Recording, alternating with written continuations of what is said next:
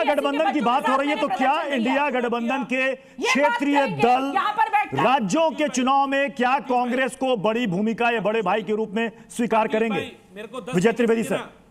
प्रत्युष जी, अभी तक का अनुभव यही है कि जो क्षेत्रीय दल हैं वो ताकतवर होते हैं कांग्रेस के मुकाबले में, और मोटे तौर पर वो जगह नहीं देते। आपने अभी पश्चिम बंगाल में देखा, आपने और जगहों पर देखा है, तमिलनाडु में देखा है, उत्तर प्रदेश में भी अभी क्या भूमिका होगी अखिलेश यादव जी की और कांग्रेस की, वो बड़ी महत्वपूर्ण भूमिका है।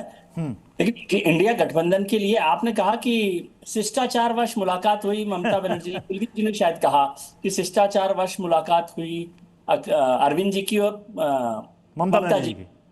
ये शिष्टाचार मुलाकात तो होती रहती है राजनीति में, लेकिन ऐसा कैसा शिष्टाचार है कि जिसके खिलाफ आपको बैठना उस दिन मुलाकात करें? ये मुलाकात तो आज शाम को भी हो सकती थी ना।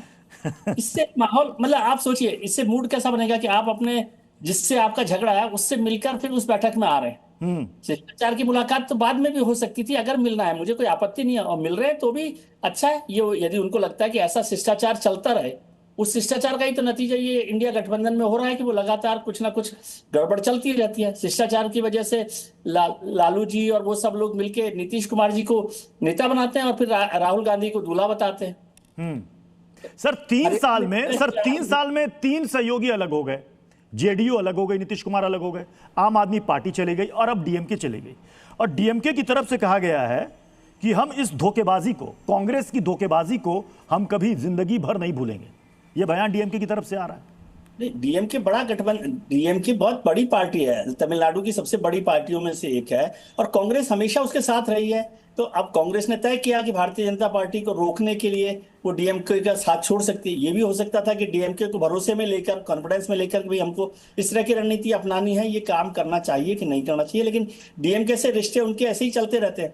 वो 10 साल सरकार में रहे, उनके साथ में 5 साल सरकार में रहे, और एक बार आपको याद हो कि देवेगौड़ा सरकार उन्होंने डीएमके के नाम पर ही गिराई थी।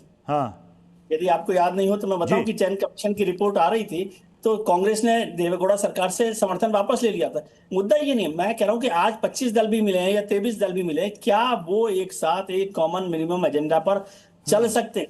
गठबंधन का मतलब होता है कि अपने जो छोटे इंटरेस्ट हैं उनको छोड़ें। सबसे पहली शर्त ये होती है, ये नहीं है कि आप अपनी जिद पर अड़े रहेंगे और हर जगह पहला छोटे इंटरेस्ट। मैं इसीलिए आपसे